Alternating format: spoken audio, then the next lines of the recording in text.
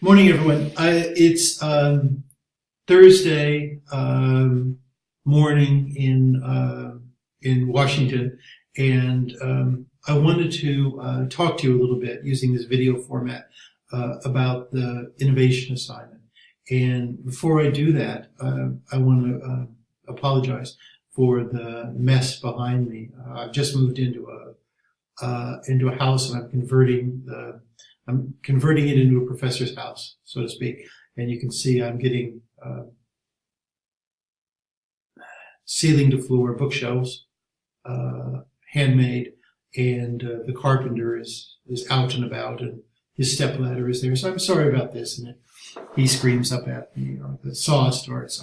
I'll apologize in advance. So that said, I want everyone to keep in mind a few things about the innovation assignment. First of all, I'm really open to do-overs. So let's say you post the outline or one of the drafts, or anything really, and it comes back with a C+ or a B-, and or there's a flaw, there's an issue that I bring up.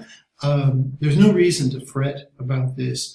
The thing you need to do is just, first of all, of course, make sure that you understand what my comments mean.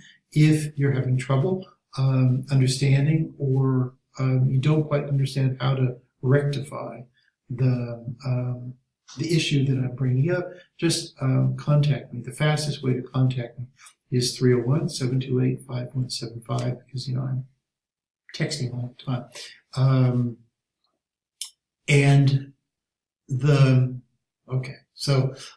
The other thing that I wanted to say is there's a really good part of one of the assignments where you express concerns. Now, when I was grading this last night, I didn't address the concerns, but I'm going back over the next thing. It'll take 36 hours because I'm doing 2 classes, and that's a lot of concerns. But I'll get back to you, and I'll write you very specifically about your concerns and help you. If what I write still doesn't really help, just once again, contact me or text me, and I'll give you a call. I'm completely happy to phone you at your convenience. Okay, so here, let me move into the what I want to say about the innovation assignment. Okay, this is both a simple and a hard assignment. It's simple because what we're asking for is pretty straightforward. And in terms of the complexity and the formatting, it's really simple, okay? But the hard part, and let me sort of really emphasize this, because, this is hard, and we have seen students sort of struggle with this a lot. And that is, it's not, this assignment is not a normal college paper, in the sense that you're, number one, writing for a professor in the first place, and secondly, requiring a lot of background, maybe some theory and scholarly sources. Okay, maybe a little bit of all those things is okay, but that's not the focus of the paper. The focus, this is a professional format that you're going to be using as professionals, like, constantly. And yeah, the format will vary. What your organizations and companies want will vary from company to company, and it changes over time and stuff like that. But the class authors, one of which is me, really did our best to offer this assignment that will help you basically for whomever you work. Okay, and I'll talk more about that later. But the point that I need to make here is that, number one, keep in mind the following things. Number one, this is addressed to your boss, your immediate supervisor, not the president of the company, because as a middle-level employee, frankly, it's very unlikely that you're ever going to talk to the president of the CEO of the company. It's not addressed to a high-level executive. It's addressed to your immediate supervisor. Okay, this has 2 immediate consequences. Number one, you can assume that your supervisor knows everything about the company, So you don't have to do background. You don't have to say, well, our company was founded in 1850. They don't care about that. Supervisors don't care. It's all the supervisor receiving an innovation memo wants to see is what and why. Okay, that's what I'm saying. This is actually kind of an easy assignment. Okay, so you can assume that your supervisor knows all the background information. Okay, so, you might refer to it a tiny little bit, like in 6 words or in 1 sentence here and there, but more to contextualize and situate the paper, but detail you don't need. Detailed background you absolutely don't need. Once again, in the realities of workplace writing, supervisors are not going to read that. They're just going to get irritated. Okay, so that's the one thing. The second thing is you just assume you know this person pretty well. Okay, and actually there's a third thing that I just thought of. So the tone is kind of up to you here. If you're used to having supervisors with whom you're formal, keep it formal. If you're more palsy-walsy, just you can be informal. That's just completely up to you. Now, the third thing that I want to remind you of here, and this is true in all professional writing today.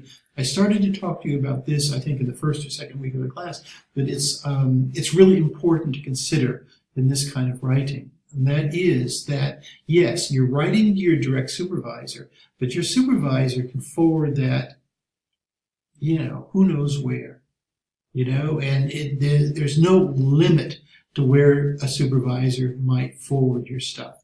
So the thing is, on the one hand, if you don't need background, okay, you do need to make sure everything is perfectly clear. Okay, and you also have to be very attentive to the fact that the people to whom the memo is forwarded might not be perfectly aware of where something is happening. So you've got to say this. If your innovation is designed for your satellite office 6 blocks down the road, you need to do that. You need to say it. And say it extremely clearly, or the person to whom the email is forwarded is not going to understand, is not going to be able to track it. And this is your supervisor is going to see this, and it's going to, frankly, being very blunt here, it's going to make them mad, because they're going to have to kick it back to you, or they're going to have to rewrite it and edit it themselves, or call in an editor. And supervisors hate doing this, marshaling 2 or 3 people to work on something that really should be done right the first time, and clearly the first time. So keep that in mind. Throughout the class, that we're living in a global world. It can very well happen that your organization has branches in Shanghai, and your supervisor thinks the memos and the innovation is really good. I have to check the time now and then, and it's going to send it to them. And you want to make sure that everything is really localized, okay, and really, really clear. Now, I want to say something about this. Listen, strictly speaking, this is not really a research paper. It's a professional format. So if you want to fictionalize a little bit, that's fine. Also, if you want to protect your privacy, or in the interest of confidentiality, if you don't want to name, a real company, just give it a false name. Give it an imagined name. That's absolutely okay. Let's say, you're working for the state of New York, and you don't want to actually identify a building. We'll just move that entity, wherever, move it up to Albany. Okay, that part of it is okay. This is just your discretion is fine with me. Okay, now all that said, there's 2 things that are really important in the writing of this document. First of all, that it's very narrow, because as a middle-level employee, you're not going to be able to change policy on IT for your whole company. Okay, it's impossible. And quite frankly, your supervisor is not even going to read it. Okay, and the second thing is that you've got to grasp this. For something like this, like a general innovation for an organization, an entity, a company, whatever it might be. I mean, the organization is going to have a team of 25, 30 people working on it over 2 years, you know, and it's going to go through all kinds of vetting. That's not the kind of innovation this is. Okay, this innovation is a, you know, single bright idea addressed to your supervisor. So given that, sorry about the saw, we just have to live with that.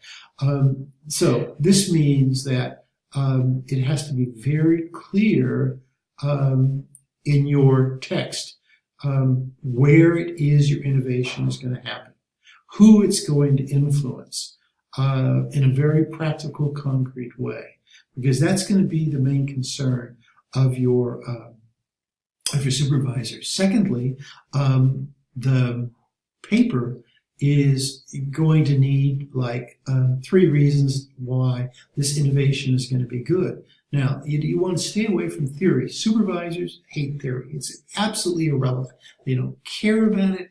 Often they know it really well, but you know that's not what they're dealing with, and that's not what this assignment is about. You're going to have to say 3 specific improvements that this innovation is going to make. You know, for example, you might say the training program that I'm suggesting is going to improve the efficiency of our 5 administrative assistants, and you know, you name them or fictionalize their names in precise ways, and you explain. See, there's no real reason to do really in-depth research there. You're just using your own experience. Okay, which leads me to the next thing, and that is in terms of your research. Now, it's fine to do general research to sort of get an idea of what's going on in the field, but you want to be